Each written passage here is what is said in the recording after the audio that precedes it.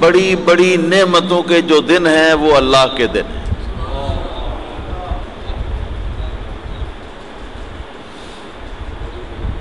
ویسے تو سارے ہی دن اللہ تعالیٰ کے ہیں، کیونکہ کوئی دن ایسا نہیں جسے اللہ نے پیدا نہ کیا ہو، جس کو اللہ نے برپا نہ کیا ہو، جو اللہ تعالیٰ کی خلق اور اللہ کی ملک نہ ہو۔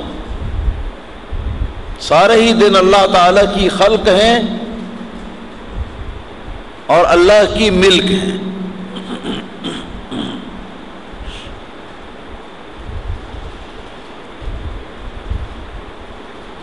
تو یہاں جو قرآن کریم کی سورہ یونس علی نبینا علیہ الصلوۃ والسلام کے اندر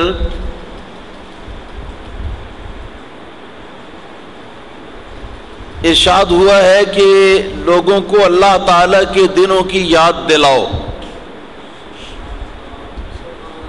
اللہ کے ان دنوں کی یاد تازہ کرو۔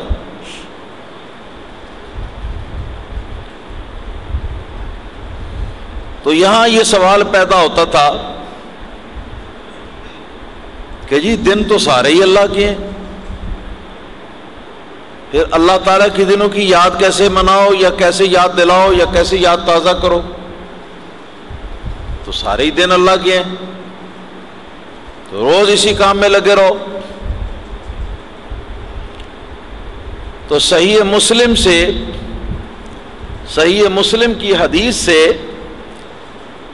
یہ بات سمجھ میں آئی کہ یہاں جو دنوں کی نسبت اللہ تعالیٰ وحدہ لا شریک کی طرف ہے، یہ نسبت خصوصیت ہے، نسبت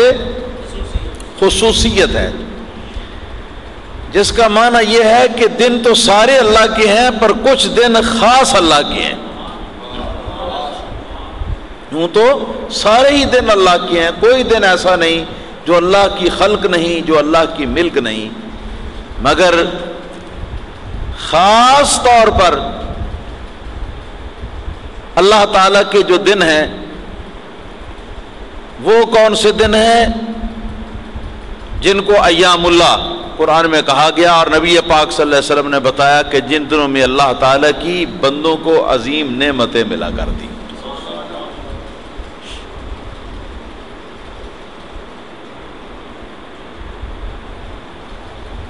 تو اس آیت کریمہ سے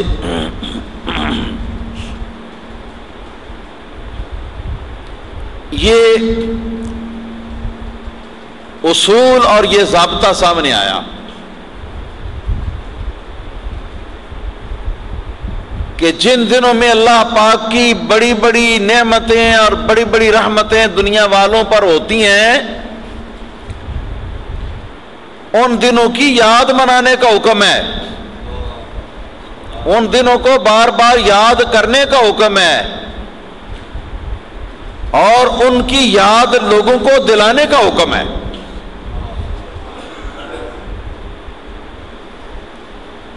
یاد منانے کا حکم ہے۔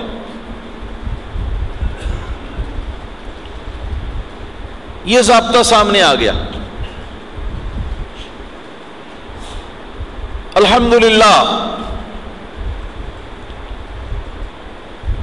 اسی ضابطے کی روشنی میں شب برات کو منایا جاتا ہے، اسی اصول کی روشنی میں لیلۃ القدر کو منایا جاتا ہے،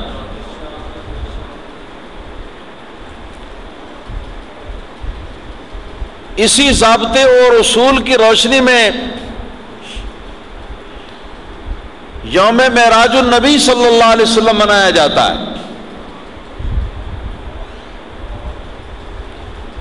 اسی اصول اور ضابطے کی روشنی میں ایام تشریق اور بڑی عید کے دنوں میں حضرت خلیل اللہ ابراہیم علی نبینا علیہ الصلوۃ والسلام کی یاد منائی جاتی ہے، اور یہی وہ اصول اور ضابطہ ہے کہ جس کی روشنی میں آقا نامدار حبیب کردگار احمد مختار مدنی تاجدار احمد مجتبی حضرت محمد مصطفیٰ صلی اللہ تعالی علیہ وسلم کا یوم میلاد پاک منایا جاتا ہے۔ یہ ایک عام اصول ہے، جن دنوں میں اللہ کی بڑی بڑی نعمتیں لوگوں کو ملیں ان دنوں کی یاد مناؤ۔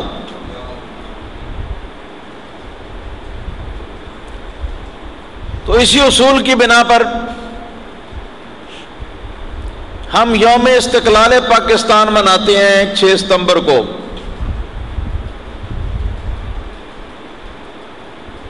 جس دن بھارت نے بہت بڑا حملہ کیا تھا، بہت بڑا حملہ کیا تھا پاکستان میں، اپنی تاریخ کا منفرد حملہ،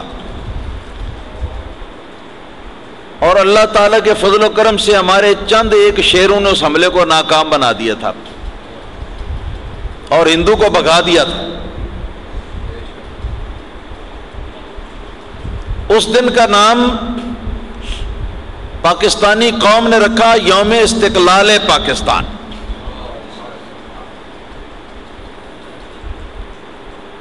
اور آپ کو پتہ ہے کہ اس دن میں اسلحہ کی نمائش ہوتی ہے اور بہت سارے دفاعی کام جو ہیں وہ کر کے دکھائے جاتے ہیں اور لوگ ان سے معزوز ہوتے ہیں۔ تو اسی اصول کے مطابق آج یہ یوم پاکستان جو ہے یہ بھی اللہ تعالیٰ کے فضل و کرم سے پاکستانی قوم منا رہی ہے۔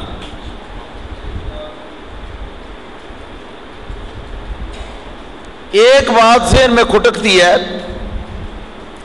اور بڑی تکلیف دہ انداز میں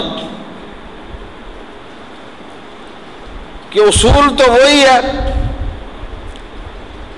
کہ اللہ کی بڑی بڑی نعمتیں جن دنوں میں ملی ہیں ان کی یاد مناؤ۔ اصول تو یہی ہے جو قرآن مجید کی سورہ یونس علیہ السلام کی آیت سے ثابت ہے، اور اس اصول کے مطابق آج پورے پاکستان کے اندر یوم آزادی پاکستان منایا جا رہا ہے۔ سرکاری سطح پر منایا جا رہا ہے، گورنمنٹ بھی اس کے اندر شامل ہے، عوام بھی اس کے اندر شامل ہیں، خواص بھی اس کے اندر شامل ہیں، حکومت کے سارے محکمے اس کے اندر شامل ہیں، اور پاکستان کے اندر جتنے دینی مدرسے ہیں وہ بھی اس میں شامل ہیں، جتنے مذہبی گروہ ہیں اور فرقے ہیں وہ بھی اس میں شامل ہیں، وہ بھی اس میں شامل ہیں۔ تو میرے دوستو، آج کے دن نہ کسی کو بدعت کا فتویٰ یاد آتا ہے، نہ کسی کی رگے فتویٰ شرک پھڑکتی ہے۔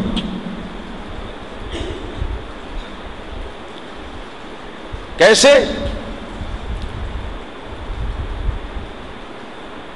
کہ جس طرح میلاد مبارک کے موقع پر کہا کرتے ہیں اسی طرح آج بھی ذرا سینہ تان کر کہہ دو نا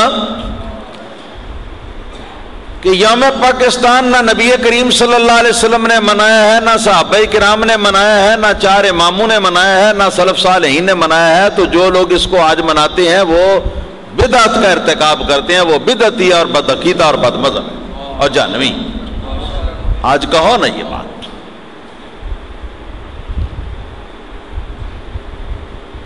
رسول اللہ صلی اللہ علیہ وسلم کے میلاد شریف کے موقع پر تو یہ بات بے درے کہتے ہیں، اور میں حکومت کی بے غیرتی کو بھی چیلنج کرتا ہوں